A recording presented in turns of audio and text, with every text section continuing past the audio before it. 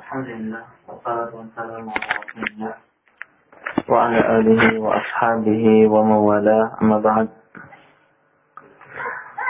Faqala Syekh Muhammad bin Shalih Al-Utsaimin rahimahullah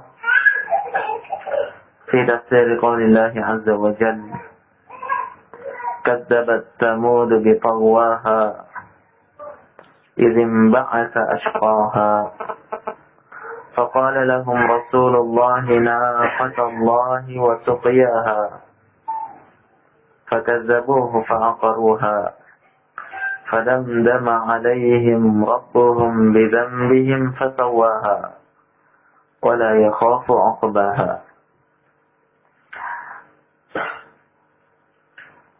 Kaum Tsamud itu mendustakan Rasul-Rasul disebabkan karena pelampauan batas yang mereka lakukan. Idzin ba'atha ashqaha, tatkala muncul di tengah mereka orang yang paling celaka dari kaum Tsamud itu. Faqala lahum Rasulullah, maka Rasulullah berkata kepada mereka, naqatallah wa suqiyaha, ini adalah onta Allah. Biarkanlah onta Allah dan biarkanlah minumannya. Fakazzabuhu fa'aqaruha, maka mereka pun mendustakan Nabi Allah Subhanahu wa taala, maka mereka pun menyembelih onta tersebut. Fadamdama alaihim rabbuhum bidzambihim fasawwaha, maka Rabb mereka pun segera menghancurkan mereka, membinasakan mereka disebabkan karena dosa-dosa mereka. Fasawwaha, maka Allah pun menyamakan mereka, meratakan mereka dengan tanah. Wala yakhafu 'uqbaha, dan Allah tidak pernah takut terhadap pembalasan mereka. Berkata penulis rahimahullahu ta'ala, kadzabat Tsamud bi tagwaha, kadzabat Tsamud. Tsamudun ismu qabilatin wa nabiyuhum Salih alaihi salatu wassalam wa diyaruhum fil hijr ma'rufatun fi tariqin nas. Haula'i kadzabu nabiyahum Salihan wa nabiyuhum Salih alaihi salatu wassalam ka ghairihim minal anbiya' يدعوهم إلى عبادة الله وحده لا شريك له كما قال الله تعالى وما أرسلنا من قبلك من رسول إلا نوحي إليه أنه لا إله إلا أنا فاعبدون. دعاهم إلى عبادة الله وحده لا شريك له وأعطاه الله سبحانه آية تدل على نبوته وهي الناقة العظيمة التي تشرب من البئر يوما وتسقيهم لبنا في اليوم الثاني.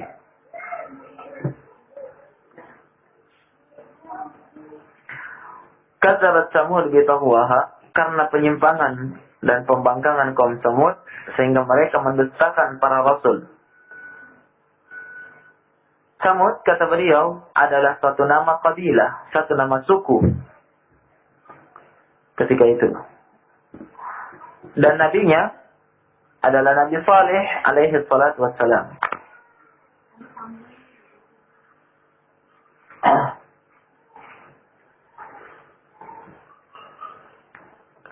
Nabinya adalah Nabi Salih alaihi salatu wassalam. Dan daerah mereka atau tempat mereka kaum Tsamud ini di Hijaz, yang terkenal senantiasa dilalui oleh manusia. Mereka adalah kaum yang mendustakan Nabi mereka Saleh.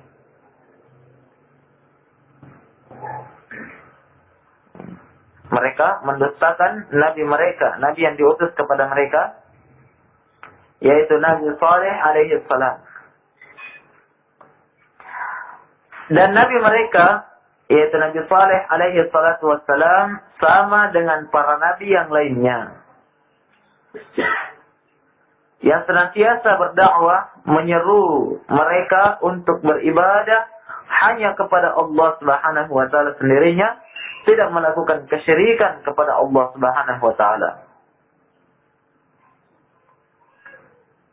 Jadi ini adalah dakwah Nabi Saleh, sama dengan dakwah para nabi dan rasul yang lainnya. Berdakwah kepada tauhid, ibadah murni hanya kepada Allah, tidak kepada selain Allah Subhanahu wa taala dari segala macam bentuk jenis ibadah. Sebagaimana firman Allah di dalam surah Al-Anbiya ayat 25. Kata Allah Subhanahu wa taala, "Wa ma arsalna min qablika min rasul." Tidaklah kami mengutus seorang nabi pun dari sebelummu, dari nabi-nabi sebelum wahai Muhammad, illa nuhi ilaih, kecuali kami wahyukan kepada mereka, annahu la ilaha illa ana fa'budun, bahwasanya tidak ada sembahan yang berhak untuk diibadahi selain saya, kata Allah, fa'budun, maka dari itu sembahlah saya. Ini semuanya seruan para nabi dan rasul Allah. Dari Nabi Adam sampai Nabi Muhammad, seruan mereka adalah la ilaha illallah. Agar supaya manusia itu memurnikan ibadahnya hanya kepada Allah, meninggalkan segala macam bentuk kesyirikan.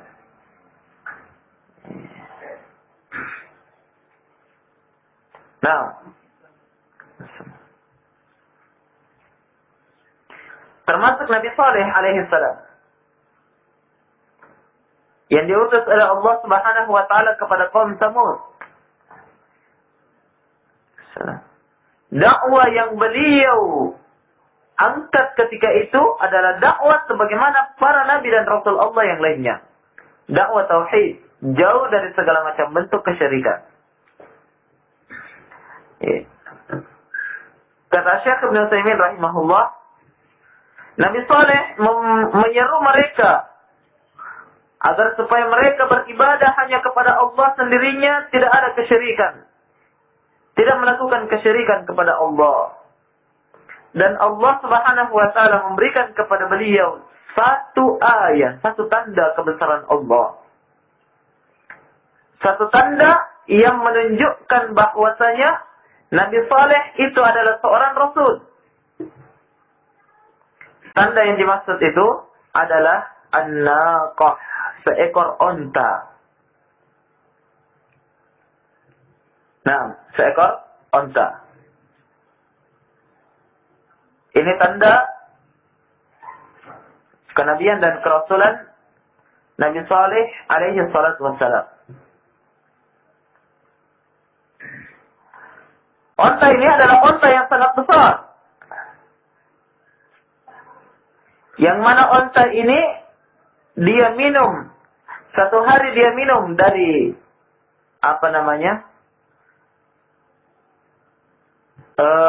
dari sumur. Kemudian pada hari yang kedua, onta itu memberikan susu kepada kaum Tsamud. Jadi bukan satu rumah tangga saja yang dijamin, satu kaum, satu suku yang dijamin susunya. Jadi seperti itu terus, satu hari dia minum, satu hari dia memberikan susu. Satu hari dia minum, satu hari dia mengeluarkan susu. Iya. Wa qad qala ba'dul ulama innahu kullama ja'a insanun wa aqaha min al-ma'i biqadrin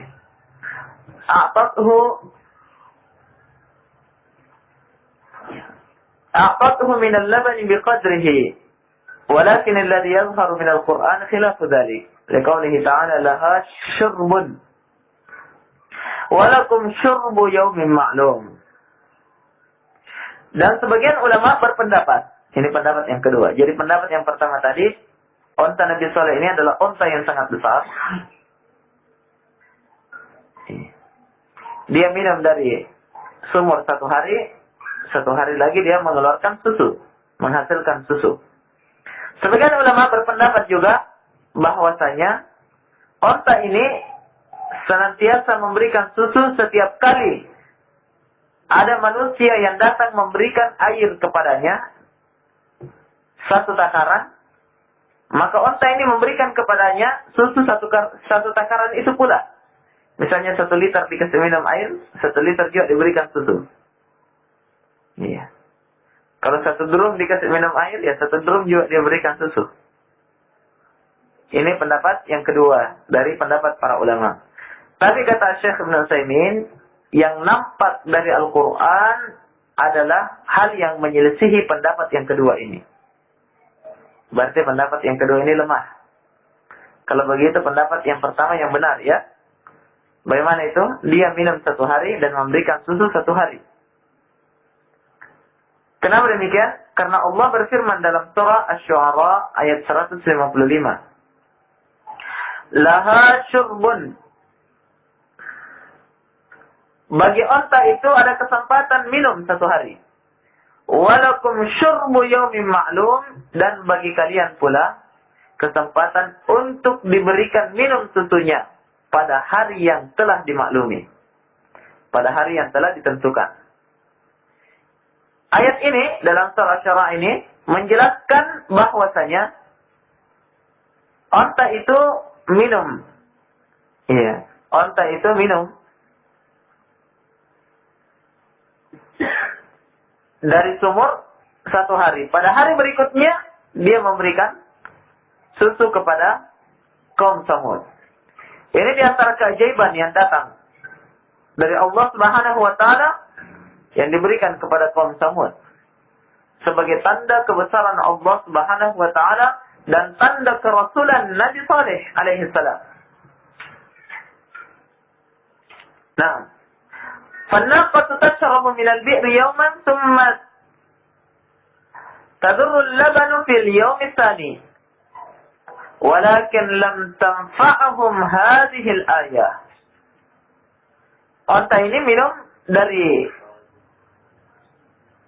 dari sumur pada 1 hari, kemudian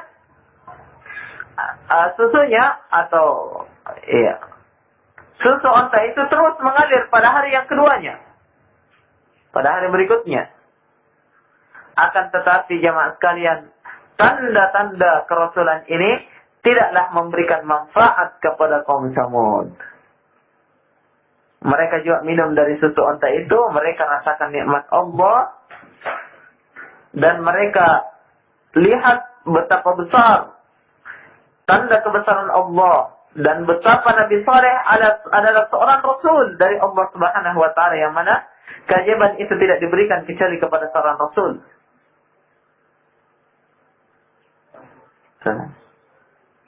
Nah, tapi jamaah sekalian, bersamaan dengan tanda-tanda kebesaran Allah yang sangat besar ini, tidaklah memberikan manfaat kepada kaum Samud.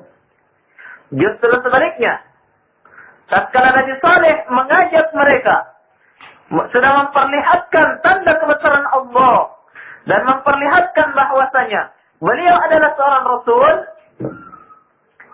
beliau mengajak kepada kebenaran, kepada tauhid, tinggalkan kesyirikan, kembali kepada kebenaran.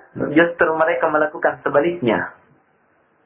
Apa yang mereka lakukan? Kata Allah, kadzabat Samud bi taghwaha.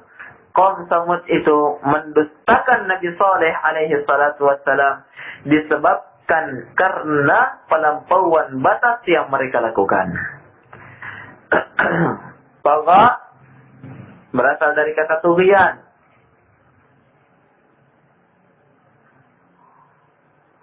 Yang artinya melampaui batas. Segala sesuatu yang melewati batas itu namanya tagha.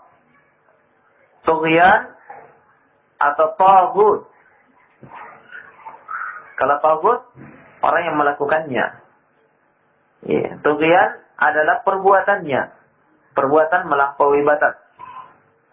Ya. Seperti dalam firman Allah di dalam Al-Quran, wa inna lamma taghal ma'u hamalnakum fil jariyah. Wahai Nuh, sesungguhnya kami tatkala menyaksikan air itu tagha, melampaui batasnya, sudah mulai naik di zamannya Nabi Nuh, maka kami pun menaikkan kalian di atas perahu, kata Allah Subhanahu wa taala. Di sini Allah menyebutkan tagal ma, air itu melampaui batas. Ya, sudah melewati batas, menenggelamkan rumah-rumah, menenggelamkan gunung, melewati batas. Maka segala sesuatu yang melampaui batas itu dinamakan tagha atau tughyan. Ya. Kadzabat Tsamud bitaghwaha ay bitughyaniha wa utuwiha. Wal ba'u huna lis-sababiyah ay bisababi kauniha taghiyah kadzabatir rusul.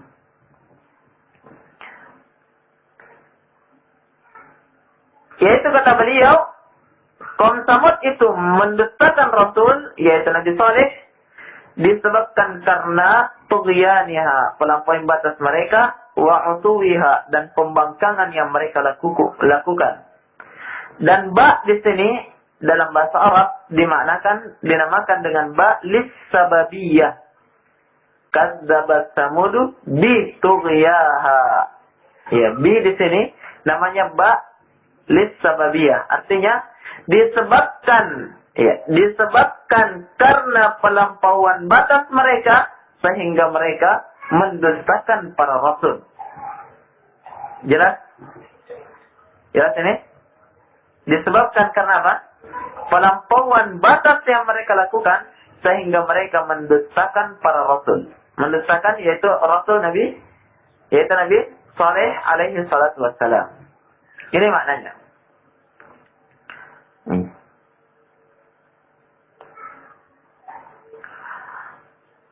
إذ انبعث أشقاها هذا بيان للطغيان الذي ذكره الله عز وجل وذلك حين انبعث أشقاها وانبعث يعني انطلق بسرعة أشقاها أي أشقى ثمود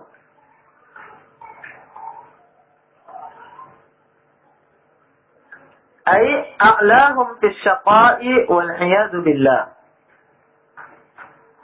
يريد أن يقضي على هذه الناقة فقال لهم رسولهم صالح عليه الصلاة والسلام ناقة الله وسقياها أي ذروا ناقة الله لقوله تعالى في آية أخرى فذروها تأكل في أرض الله.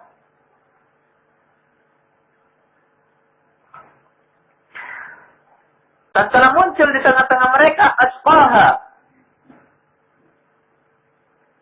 orang yang paling celaka. Ini adalah penjelasan terhadap pelampauan batas yang mereka lakukan, yang disebutkan oleh Allah Azza wa Jalla dalam ayat ini. Dan hal itu terjadi tatkala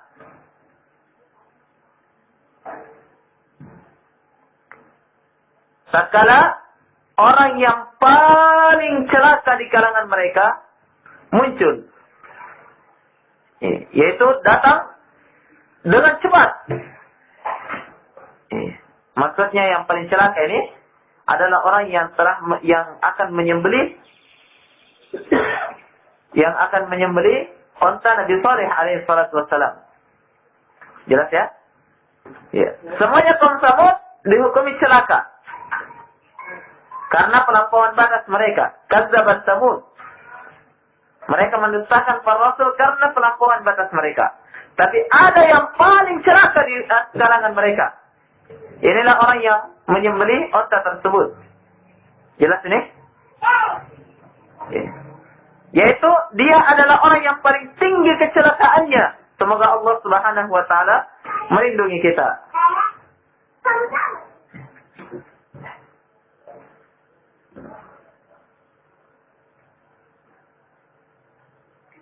Yang mana orang ini ingin menyembelih unta tersebut. Maka Rasul mereka yaitu Nabi Saleh alaihi salatu wassalam berkata kepada mereka, naqatallahi wa suqiyaha, yaitu biarkan unta Allah Subhanahu wa taala, jangan engkau sembelih. Iya. Dan biarkan pula minumannya, jangan kalian rusak. Hal ini sama dengan firman Allah Subhanahu wa taala dalam ayat yang lainnya, fadharuha, yaitu dalam surah Al-A'raf, fadharuha ta'kulu fi ardillah. Maka biarkanlah unta itu makan dari bumi Allah Subhanahu wa taala. Iya. Biarkan dia makan dari bumi Allah. Kata Nabi Saleh, jangan kalian ganggu. Fadharuha ta'kulu fi ardillah. Biarkan dia makan dari bumi Allah. Di atas bumi Allah Subhanahu wa taala. Wala tamassuha bisu'in fayakhudhukum 'adzabun alim. Dan jangan kalian menyentuhnya dengan kejelekan. Maksudnya jangan kalian celakai unta itu. Karena niscaya engkau akan ditimpa oleh azab. Ditimpa azab dari Allah Subhanahu wa taala. Tapi semua peringatan ini jemaah sekalian tidak menyebabkan kaum Samud itu sadar. Bahkan mereka berani menentang Ar-Rasul disebabkan karena pembangkangan yang mereka lakukan. Nah, yakni biarkan unta itu, jangan engkau membunuhnya dan jangan engkau berbuat jahat terhadapnya. Akan tetapi hasil dari dakwah Nabi Saleh adalah kebalikannya. Mereka tidak mengindahkan apa yang diserukan oleh Nabi Saleh alaihi salatu wassalam. Dilarang membunuh unta, justru dibunuh. Dilarang mengganggu, justru diganggu.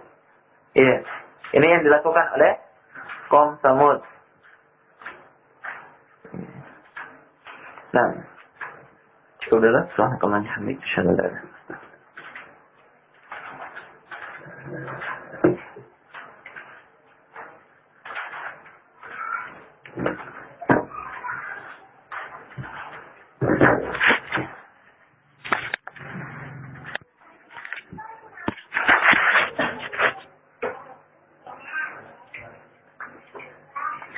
Bismillahirrahmanirrahim. Qala al-musannif rahimahullah, fakadzabuhu ay kadzabu Salihan wa qalu innaka lasta birasul.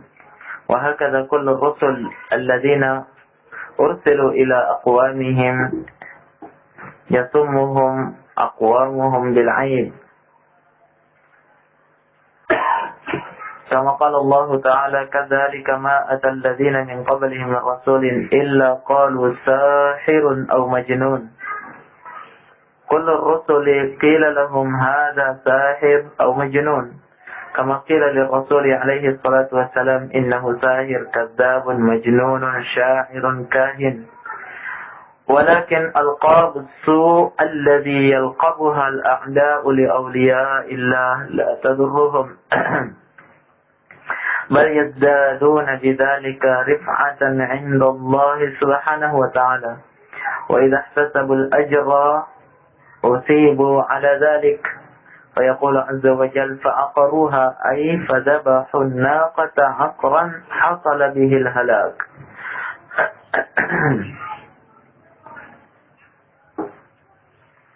Maka mereka pun mendustakannya, yaitu mereka mendustakan Nabi Saleh. Dan mereka mengatakan, engkau wahai Saleh bukanlah seorang Rasul. Mereka mendustakan Nabi Saleh disebabkan karena apa? Karena pelampauan batas yang mereka lakukan. Dan demikianlah setiap Rasul. Setiap Rasul-Rasul yang diutus kepada kaum mereka, pasti mereka dicela dengan aib oleh kaum-kaumnya. Sebagaimana firman Allah dalam surah Az-Zariyat ayat 52, kadzalika ma atal ladzina min qablihim min rasul. Demikianlah tidak seorang pun dari rasul-rasul sebelum mereka kecuali dikatakan kepada mereka sahirun aw majnun. Engkau ini tukang sahir atau engkau ini adalah orang gila. Tidak seorang pun rasul yang terutus kecuali mereka dicela oleh kaumnya. Dikatakan tukang sihir, dikatakan pula apa? Orang gila, dan yang lain sebagainya dari ejekan dan tuduhan-tuduhan busuk yang dilakukan oleh musuh-musuh Allah Subhanahu wa taala. Setiap rasul, kata beliau, pasti dikatakan kepada mereka ini seorang penyihir atau ini seorang yang gila. sebagaimana yang diucapkan terhadap diri Rasulullah alaihi salatu wassalam. Orang Quraisy mengatakan dia adalah tukang sihir. Ada yang mengatakan pendusta. Ada yang mengatakan orang gila. Ada yang mengatakan tukang syair. Ada yang mengatakan dia adalah kahin, dukun. Ini tuduhan-tuduhan terhadap diri Rasulullah sallallahu alaihi wasallam.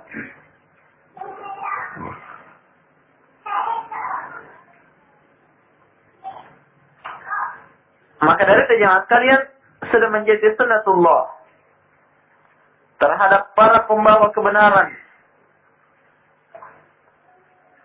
untuk mendapatkan celaan dan cercaan dari kaumnya. Sehingga kapan kita mengetahui hal ini?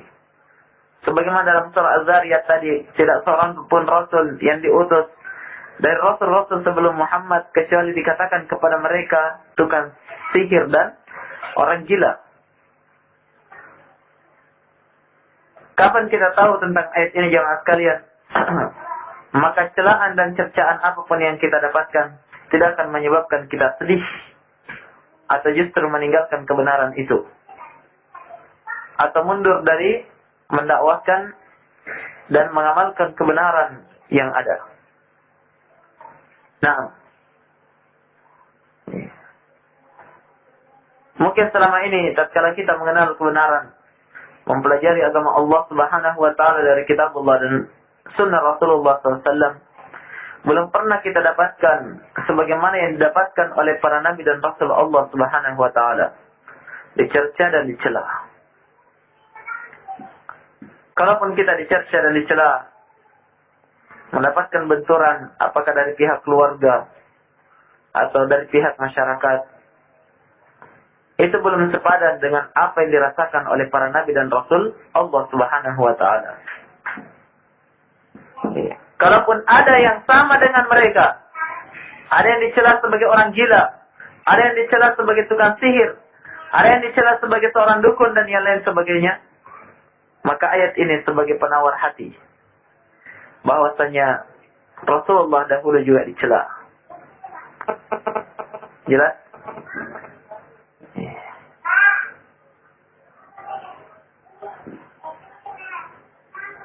Sebagaimana yang dikatakan oleh orang Arab, ma salimallahu min bariyatihi wala nabiyul huda fa kaifa ana. Allah tidak selamat dari celaan mereka. Demikian pula para nabi yaitu Rasulullah SAW juga tidak luput dari cercaan mereka. Maka bagaimana lagi dengan saya? Sebagai hamba dan tidak memiliki kedudukan apa-apa, hanya sebagai seorang muslim yang memiliki setitik keimanan di dalam hati.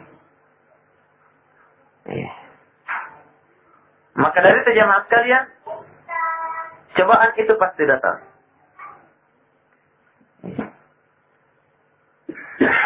Nabi SAW, demikian pula para rasul yang lainnya, mereka adalah orang-orang yang dicintai oleh Allah Subhanahu wa taala.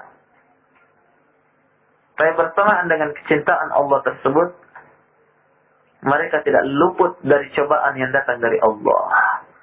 Sebagai bukti keimanan dan sebagai bukti perjuangan seorang hamba di dalam kehidupannya. Nabi SAW ditanya, ya Rasulullah, ayun nasi asyaddu bala'a? Wahai Rasulullah, siapakah manusia yang paling keras cobaannya? Kata Nabi, al-anbiya summal amsal fal amsal. Para nabi yang paling keras cobaannya adalah para nabi. Kemudian di bawahnya. Iya. Dari keimanan para nabi dan rasul Allah Subhanahu wa taala. Iya. Semakin tinggi keimanan seorang hamba, maka semakin besar tantangan yang dihadapi. Tatkala dia seorang penuntut ilmu, maka dia akan menghadapi sebuah tantangan berat dari diri dan keluarga, dari teman-teman dan masyarakat. Tatkala dia ingin mengamalkan ilmunya, tantangan itu datang lebih berat dari tatkala dia mempelajari ilmu tersebut. Dia ingin menerapkan dalam kehidupannya. Bahkan terkadang jamaah sekalian, yang menjadi tantangan pertama adalah orang tua yang tidak mengerti akan agama Allah Subhanahu wa taala.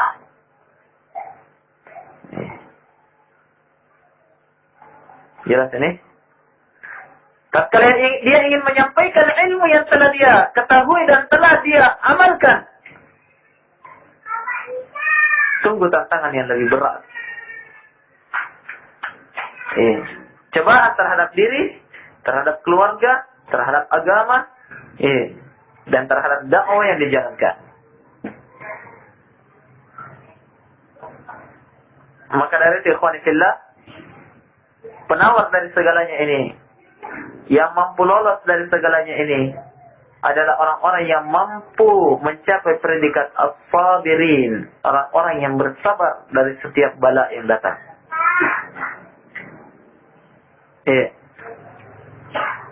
Dan bala ini jemaah sekalian, khususnya dalam perkara agama, tatkala kita berada di atas kebenaran agama Allah Subhanahu wa taala, ini tidak seragam.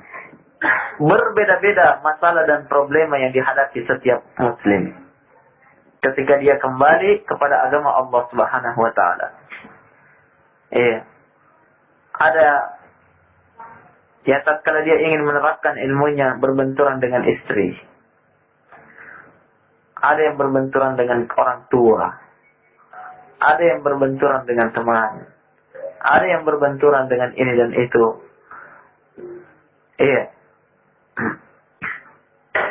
Tatkala ilmu yang telah kita ketahui ingin diterapkan, kebenaran yang telah kita pahami ingin kita terapkan, maka para nabi dan rasul Allah saja yang telah mampu lolos dari cobaan itu, mereka pun bertingkat-tingkat dari bala, bertingkat-tingkat di dalam menghadapi bala yang datang dari Allah Subhanahu wa taala. Sehingga para rasul yang paling kuat di dalam kesabaran, yang paling tabah di dalam menghadapi cobaan, mereka inilah para nabi dan rasul Allah yang mendapatkan gelar ulul azmi. Fasbir kama sabara ulul azmi minar rusuli wa la tasta'jil lahum. Kata Allah Subhanahu wa taala, maka bersabarlah kalian sebagaimana bersabarnya para rasul ulul azmi. Allah angkat nama mereka disebabkan karena kesabaran yang luar biasa, ketabahan yang luar biasa di dalam mendapatkan cobaan di jalan Allah Subhanahu wa taala. Maka ini pula yang dihadapi oleh Nabi Saleh. Didustakan, bahkan dianggap sebagai pendusta, mengaku-ngaku sebagai seorang rasul, sementara engkau bukan rasul. Onta yang kamu datangkan sebagai bukti kerasulan engkau, itu pun akan disembelih.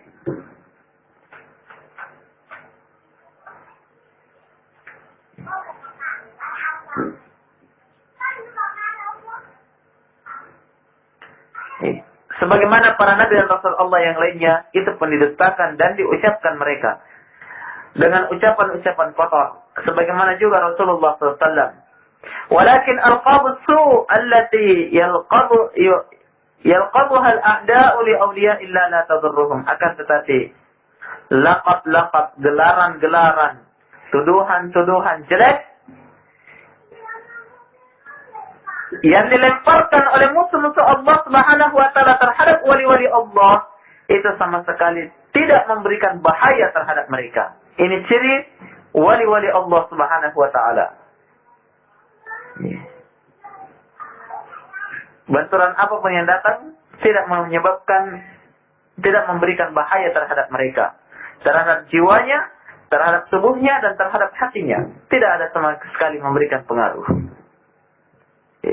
Tidak menyebabkan mereka mundur dari jalan Allah Subhanahu wa taala. Tidak menyebabkan mereka patah semangat di dalam mengamalkan Islam. La tadurruhum. tidak memberikan sedikit pun bahaya kepada mereka.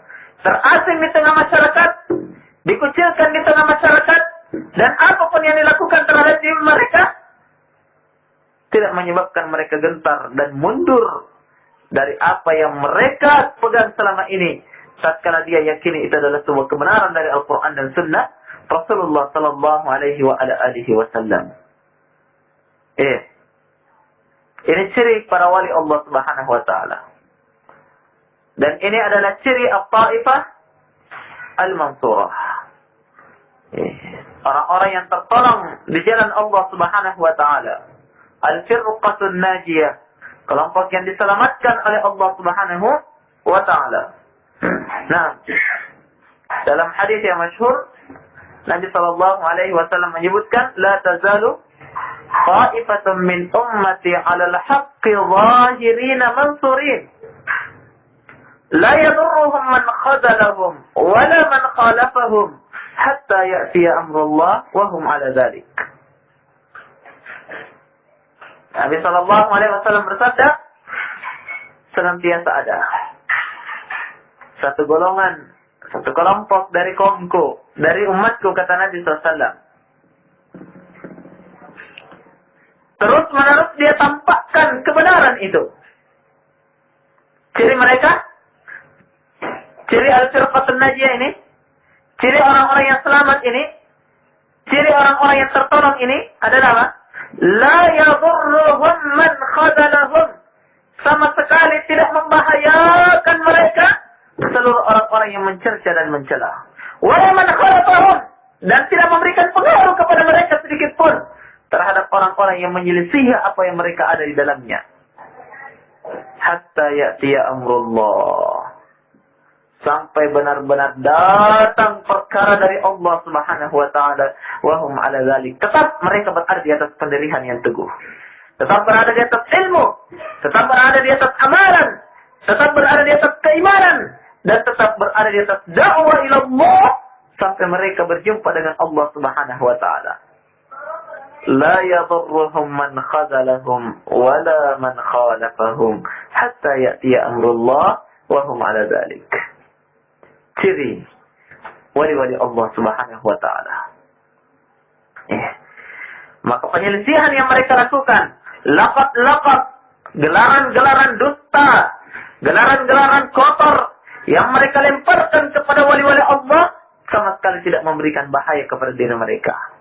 Bal yazdaduna bidzalika rif'atan 'inda Allah Subhanahu Wa Taala. Bahkan celaan, cercaan, laqab-laqab kotor yang mereka lemparkan kepada wali-wali Allah Subhanahu Wa Taala, justru semakin menambah tingginya derajat mereka di sisi Allah Subhanahu Wa Taala. Perhatikan ya ikhwah. Lepas dari sebuah cobaan, artinya derajat itu akan meningkat. Ya? Mampu bersabar menghadapi sebuah cobaan dan lolos daripadanya. Iya. Berarti keimanan itu akan semakin bertambah. Iya. Inilah di antara yang menyebabkan para sahabat Nabi Sallallahu Alaihi Wasallam mendapatkan kecintaan dari Allah Subhanahu Wa Taala.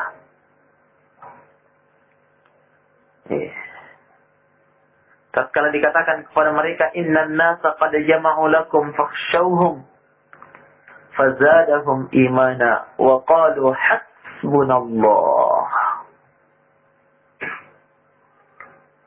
Tatkala manusia mengatakan bahwasanya manusia itu telah berkumpul ingin memerangi kalian, akan membunuh kalian, akan menghancurkan kalian, apa yang mereka lakukan?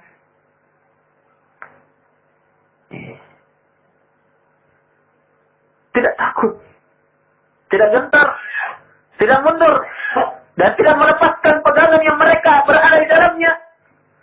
Tapi yang mereka lakukan adalah semakin bertambah keimanan di dalam dada-dada mereka. Dan mereka mengatakan, hasbunallah, cukup Allah sebagai penolong kita. Padahal sudah dikatakan inna nasa qad jama'u lakum. Manusia sudah berkumpul ingin mencelakakan kalian. Fakhshawhum, takutlah kalian daripada mereka. Fazadahum imana, semakin bertambah keimanan. Ini seharusnya jemaah sekalian orang-orang yang jujur dalam keimanannya. Semakin bertambah cobaan, semakin kuat keimanannya. Iya. Semakin bertambah benturan, semakin kokoh di dalam keimanannya. Dan ingat, jangan sombong tatkala kalian berhasil lolos dari cobaan itu. Jangan merasa hebat tanpa adanya pertolongan Allah. Maka dari itu, orang yang beriman selalu mengucapkan hasbunallah. Cukup Allah sebagai penolong kita. Iya. Selanjutnya kata penulis, wa idza tasabul ajra usibu ala dzalik, dan apabila mereka yaitu wali-wali Allah Subhanahu wa taala mengharapkan pahala, maka mereka akan diberikan pahala terhadap cobaan yang mereka terima. Fakazzabuhu. Iya, maka kaum Samud itu pun mendustakan Nabi Saleh alaihi salatu wassalam setelah tanda-tanda kebesaran itu nampak pada diri mereka, di tengah-tengah mereka. Yaitu onta yang besar, yang sangat hebat ini, ya, ternyata mereka justru mendustakan Nabi Saleh, tidak membenarkan kerasulan Nabi Saleh, dan tidak menyembah kepada Allah Subhanahu wa taala, tetap berada di atas kesyirikan dan kufuran mereka. Baik, cukup dari ikhwan. Subhanakallahumma wa bihamdik, asyhadu an la ilaha illa anta, astaghfiruka wa atubu ilaik.